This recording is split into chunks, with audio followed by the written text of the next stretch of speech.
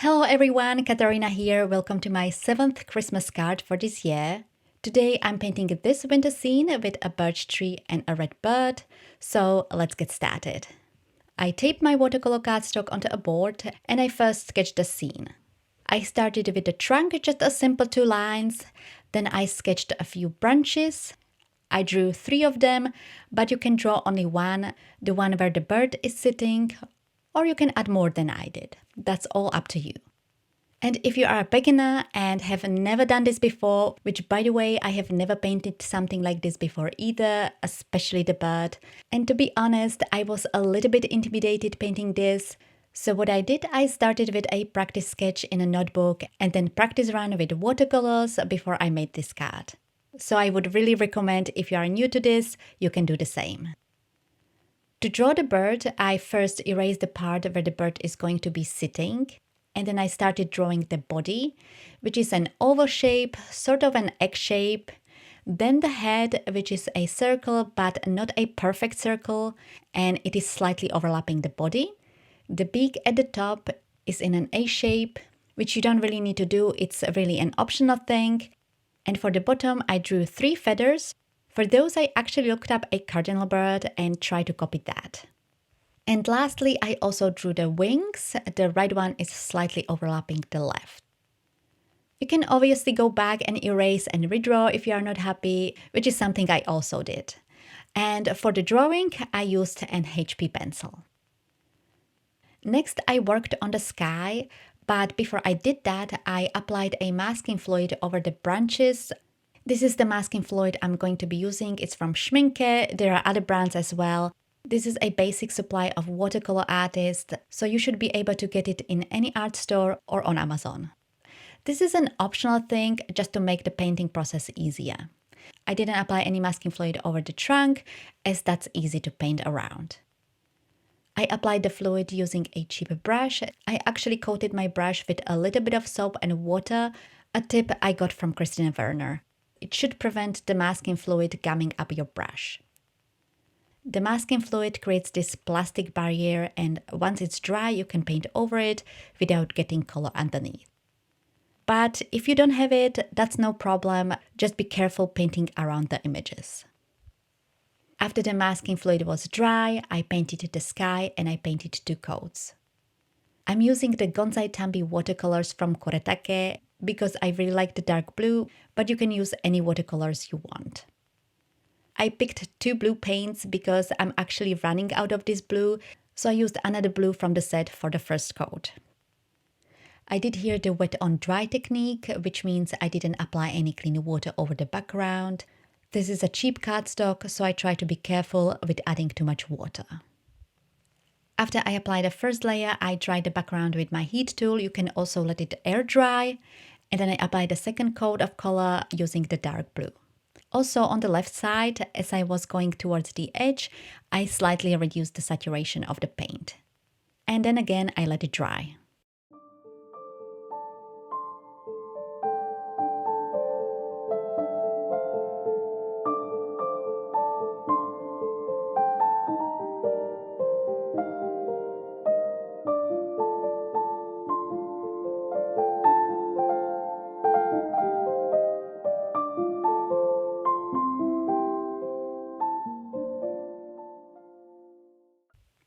Next, I started working on the tree.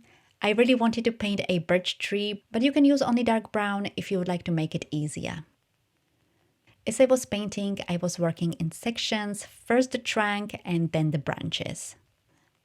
I didn't want those to be too white, so I started with a coat of very light gray, which is a diluted black or gray paint with clean water. As you can see, I messed it up, but no problem. I cleaned up my brush and dried it a bit on a paper towel, and then I soaked up the paint. And then I was able to spread the paint across the trunk to make it lighter. And I repeated this process on the smaller branches as well. While the trunk was still wet, I dipped my brush in the black paint, and I added a little bit of paint here and there along the trunk. Here I was doing the wet on wet technique, and it's going to be much lighter once it's dry. This is, however, optional. I just thought it will look more interesting. And I did this only on the trunk, not the branches. I dried it with my heat tool and then I removed the masking fluid from the 2 branches. You can also remove it from the one where the bird is sitting, but I left it there because I will be adding white splatter for the snow and I didn't want any snow on the bird. Thinking about it now, I could have removed it at the same time as I was removing it from the other branches, but this is something that doesn't really matter. Next, I painted the black streaks that you have on birch trees. I painted them randomly, left, right. Some I painted on the edge, like they are coming from the back of the tree, and I painted just a thin line right at the edge of the tree.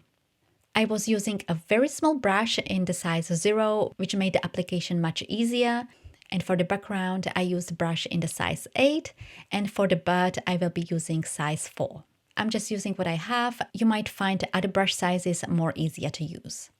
And I actually test a few brushes before and during painting and switch them if I'm having difficulty painting.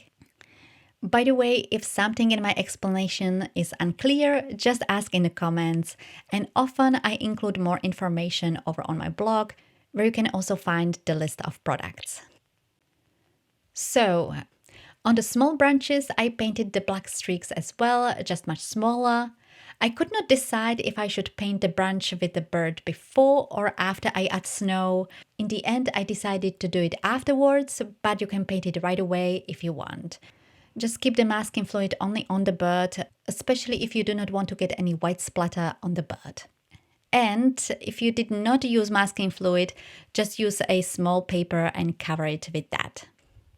I was also planning to paint additional smaller branches just using a black paint before I added the snow, but I completely forgot and only remembered when I was writing this voiceover.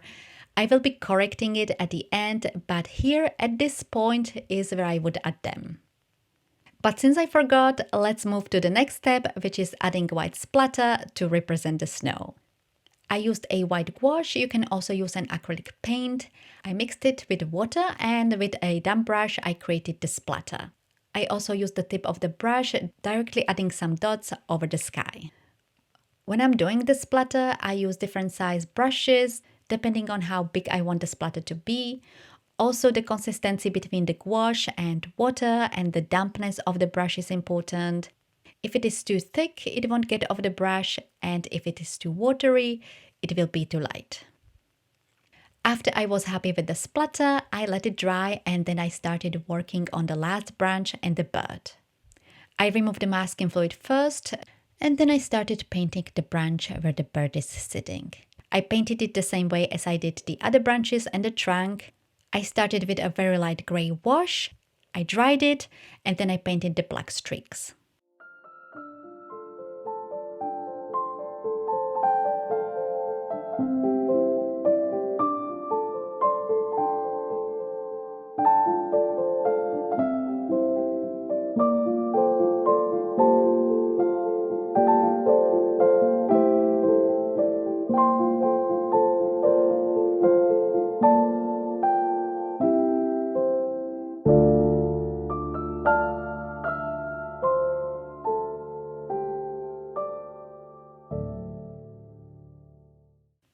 For the bird, I used a bright red paint, and I also used the red paint mixed with brown, which you see in the palette on the left side.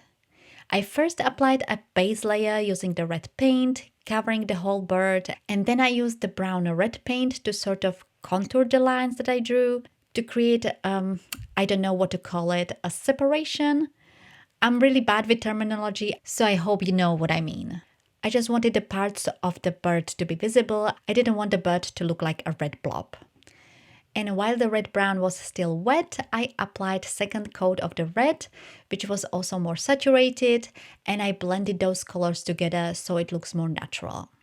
For some spots, I went back with the red brown.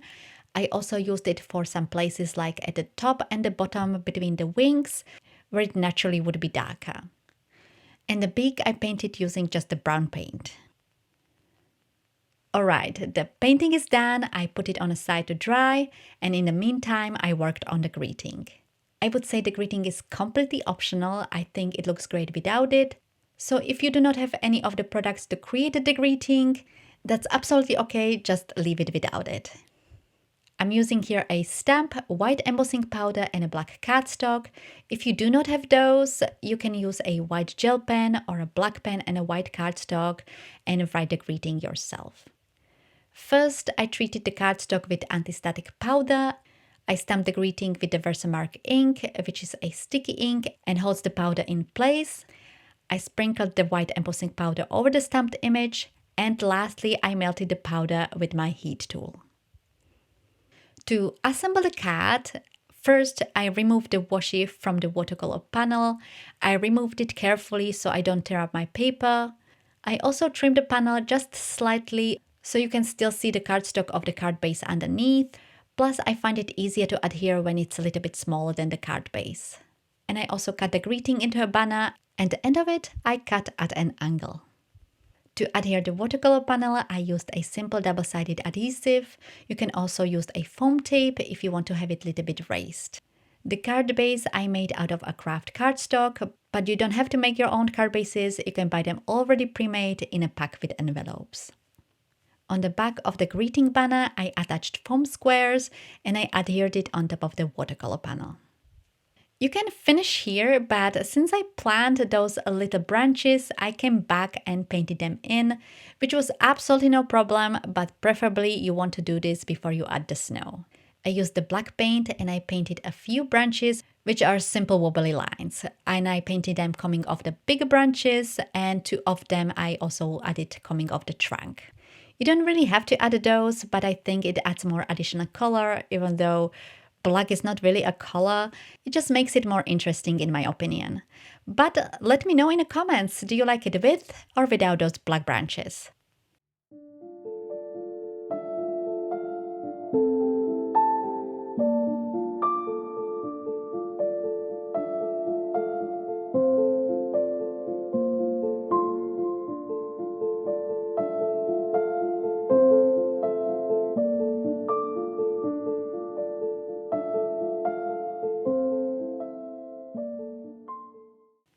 The card is finished. I absolutely love it. Definitely one of my favorites. And I hope you will try painting it yourself. Trust me, it's very simple. I didn't think that myself, but after giving it a try, I was pleasantly surprised. And if you would like to see more Christmas card inspirations, on your left you can choose between cards with landscapes in a form of Christmas decorations, or a card where I painted a poinsettia. Or you can select the full playlist with all of my Christmas cards, which is on the right. So that is all for today. Thank you for watching, and I will see you in my next video.